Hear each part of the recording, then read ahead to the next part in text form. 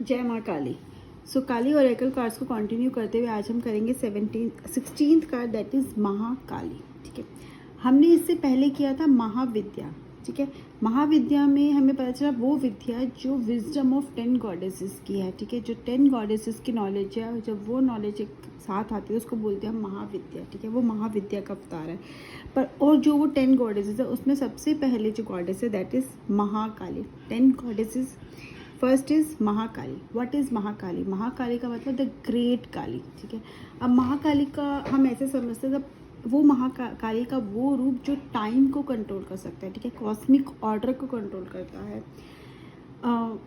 हम इसको ऐसे समझते हैं कि काली माँ जो जो चीज़ होने वाली है, ठीक है, जो इवेंट्स होने वाले हैं हमारी लाइफ में या हम कह सकते हैं पूरे वर्ल्ड में, ठीक है, जो इवेंट्स होने वाले हैं लेट्स से एक यूनिवर्स लेवल पे और एक हमारे पर्सनल लेवल पे, एक तो उनको अलाइन करना। ठीक है, एंड ठीक जो भी होने वाला है आगे, अच्छा या बुरा, जो भी आगे वाले उसके पहले से प्रिपरेशन, उसके कहते हैं उससे पहले के इवेंट्स, वो सब जो भी इवेंट्स है वो प्लानिंग है। इतनी बड़ी प्लानिंग जो एक ह्यूमन लेवल के बस की नहीं है, एक डिवाइन ही ऑर्डर ही इसको कर सकते। कहते हैं ना, कोई एक पावर है जो हमें चला रही है, वही ये पावर है। ठीक है, जो वो ऑर्डर्स को करती है। लेकिन अब लेट्स से यूनिवर्स लेवल पे कोई इवेंट हो रहा है तो उसका हमारी पर्सनल लाइफ पे जो इफेक्ट है, उस पर्सनल लाइफ के हमारे इवेंट्स को उस तरह से उस तरफ लेकर आना और हम उसको फेस कर पाएँ, उससे आगे बढ़ पाए, उसको भी मैनेज करना, that is Mahakali. This is what Mahakali does. यही महाकाली का रोल है। महाकाली इन सब में कहीं ना कहीं कंट्रोल करती है। तो जैसे बोला जाता है ना कि एवरीथिंग इज़ डेस्टिन, हमारी किस्मत में सब लिखा हुआ है। क्या ये सच है कि हमारी किस्मत में सब कुछ लिखा है? बिल्कुल ऐसा ही होता है कि हमारी किस्मत में लिखा हुआ है कि हमारे साथ अब अच्छा होना है, अब बुरा होना है। लेकिन उस अच्छे की इंटेंसिटी कितनी होगी, उस बुरे की इंटेंसिटी कितनी होगी, ये किस पर बेस्ड है? ये हमारे कर्मों पे बेस्ड है, हमारी चॉइसेस पे बेस्ड है और हमारी विल पावर पे बेस्ड है। तो जो इवेंट्स होने वो डिवाइन पावर डिसाइड करे। ठीक है, हमारी डेस्टिनी में लिखा है, इस डिवाइन ने इस सिलेक्ट करा है। लेकिन उस इवेंट को लेट्स से अगर हमारे साथ कोई बहुत अच्छा होने वाला है, उस बहुत अच्छे को हम उसकी इंटेंसिटी और अच्छी कर सकते हैं। कैसे? वो हमारी चॉइसेस पे बेस्ड है। हमारे लाइफ में ना उस तरह के इवेंट्स होने लग जाते हैं जो हमें उस डायरेक्शन में लेके जाते हैं, जो हमारे साथ एक डेस्टिनी में है कि हमारे साथ ये अच्छा होने वाला है। लेट्स से मुझे कहीं पे कोई जॉब कर रहा है, उसकी डेस्टिनी में है शायद उसको बहुत अच्छी जॉब करनी है, उसको बहुत अच्छे लेवल पे पहुंचना है। उसकी तरह से उसकी लाइफ में इवेंट्स होने शुरू हो जाएंगे, वैसे ही उसकी लाइफ में चॉइसेस आने भी शुरू हो जाएंगी। और जब उसकी लाइफ में इवेंट्स होते हैं, वो उस पर हमेशा उसके पास चॉइसेस होते हैं। हमेशा जब भी हम कुछ करते हैं ना, हमारे पास एक चॉइस होती है, कभी 2 चॉइसेस, कभी 3 चॉइसेस, कभी बहुत सारी चॉइसेस होती है। ठीक है, कि हमें क्या करना है।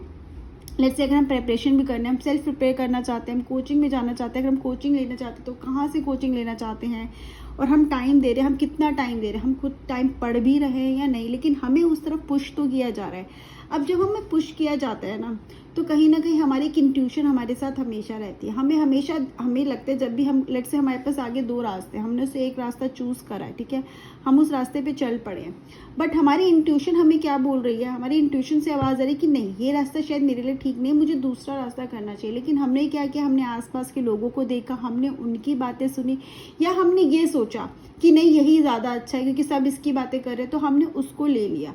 तो हम जहाँ पे हमें पहुँचना है एक बहुत अच्छे लेवल पर, वहाँ तो हम पहुँच ही जाएंगे। ठीक है, बट क्या हम उस लेवल तक पहुँच जाएंगे जो हमारी डेस्टिनी में है? क्योंकि हमारे को इंट्यूशन आई थी कि हमें उस रास्ते पे नहीं चलना, हमेशा दूसरे वाला रास्ता लेना था, एग्जैक्टली उस जगह पे पहुँचने के लिए जो हमारे डिसाइडेड था। क्योंकि हमारा कर्मा वैसा नहीं था, हमने अपनी इंट्यूशन को फॉलो नहीं किया, तो हम पहुँचेंगे तो सही, हमें जॉब भी बहुत अच्छी मिलेगी और हमें लगेगा बहुत अच्छा लेवल है, लेकिन शायद वो वाला लेवल नहीं मिलेगा जो हमारे लिए डिसाइडेड था। तो ये एक एग्जाम्पल है। ठीक है, कर्मा का मतलब यहाँ पर ये होता है कि एक तो सही गलत आप जो कर रहे हो। ठीक है, जो सही गलत बेसिकली आपको जो लगता है, जो बाहर लोगों को लग रहा है वो नहीं, हर इंसान का सही गलत अलग अलग हो सकता है। तो आपने अपने हिसाब से कुछ सही करा, आपको लगता है सही है, और अगर आप वो चीज़ कर रहे हो जो आपको लग रहा है सही नहीं है, जिससे किसी का नुकसान भी हो रहा है, लेकिन आप अपना फ़ायदा देख के कर रहे हो, तो आपकी डेस्टिनी में कुछ अच्छा लिखा वो तो होगा, लेकिन शायद आप उसकी इंटेंसिटी कम कर दोगे। यहाँ पे हमारी चॉइसेस आ जाती है। ठीक है, मैं बोल रही ना, ये सब हमारी डेस्टिनी में क्या होगा, ऑब्वियसली ये कहीं ना कहीं डिवाइन के पास है, डिवाइन ने डिसाइड किया है, लेकिन उस डेस्टिनी में वो एग्जैक्टली हमें मिलेगा नहीं मिले वो हम डिसाइड करते हैं। हैप्पीनेस हमें 100% वही हैप्पीनेस मिलेगी, या हम उसको 70% कर लेंगे, 80% कर लेंगे, 50% कर लेंगे, ये हमारे ऊपर डिसाइड है। तो वो, हाँ, वो किस पे डिसाइड है, वो हमारे कर्मास पे, हमारी चॉइसेस पे, हमारी विल पावर पे, हमने कितना अपने इंट्यूशन को लिसन किया। अब इंट्यूशन क्या है, इंट्यूशन को सुनना क्यों ज़रूरी है? जब भी ये जो हमारी प्रिपरेशन होती है, जो हमारे इवेंट्स पहले होते हैं, एक लेवल पे पहुंचने से पहले जो इवेंट्स होते हैं, उसमें हमारी इंट्यूशन हमें बहुत हेल्प करती है। तो वो जो इंट्यूशन है ना कहीं मैसेज है डिवाइन की तरफ से हमें, कि हमें ये करना चाहिए। जब हम उस इंट्यूशन को फॉलो करते हैं, मतलब हम उन मैसेजेस को फॉलो कर रहे हैं।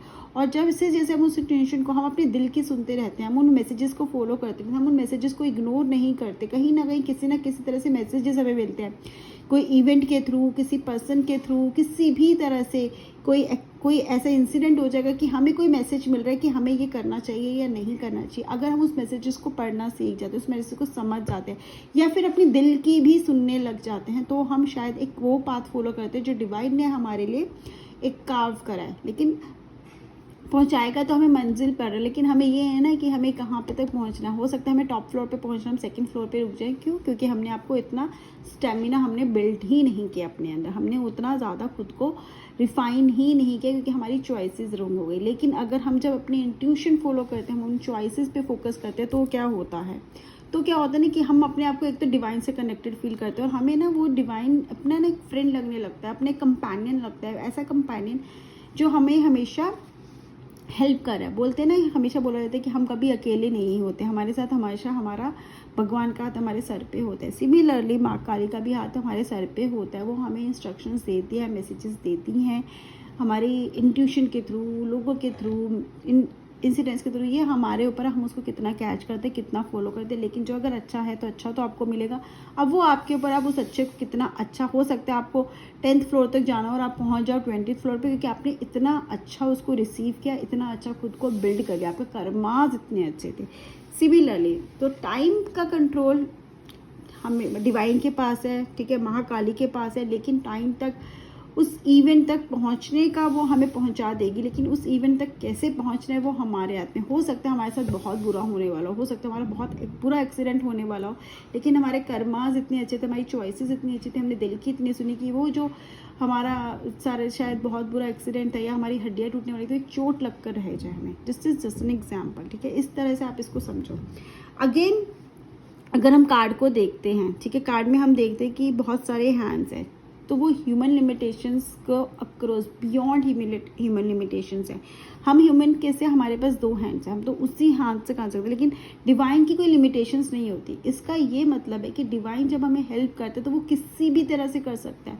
हमें अपनी सोच खुली रखनी चाहिए, वो हमें कहाँ से, किस तरह से, कहाँ से और कैसी हेल्प, किसके फॉर्म में हमारे पास मदद भेज देगा, या हमारे पास उसकी ब्लेसिंग्स हमें मिल जाएंगी, हमें कुछ नहीं पता। हमें क्या करना है, सिर्फ हमें अपने, कहते हैं ना, अपने नज़रिए को खुला रखना है, अपने दिमाग को खुला रखना है। उसके साथ साथ ये एक मैसेज भी दे रहा है, ये मैसेज ये दे रहा है कि हो सकता है कि हमारे हाथ 2 है, लेकिन क्या हमारा अनलिमिटेड है, हमारा माइंड जो इसके पास एक अनलिमिटेड पावर है, कहते हैं एक्सेप्शनल पावर होती है। Similarly the like hands of the, जिसमें उसने सारे अपने अपने जिससे कहते हैं ना, अपने सारे शस्त्रों को पकड़ा हुआ है, जिसमें हम देख सकते हैं बहुत सारे शस्त्र हैं, उनकी जो भी उन्होंने उनको होल्ड किया, वन भी पावर शो कर रहा है, ठीक है, मल्टी लेवल हैंड्स। इसी तरह से हमारे माइंड के पास भी ऐसी ही पावर होती है। जब भी लेट्स से इसको ऐसे समझते हैं कि हम किसी प्रॉब्लम में फंस गए, तो हम प्रॉब्लम पे फोकस ना करके उसको सॉल्यूशन पे फोकस करें, और वो भी डिफरेंट एस्पेक्ट पे, तो हम उस सॉल्यूशन तक पहुंच जाएंगे। तो हमें उस पावर को यूज़ करना है,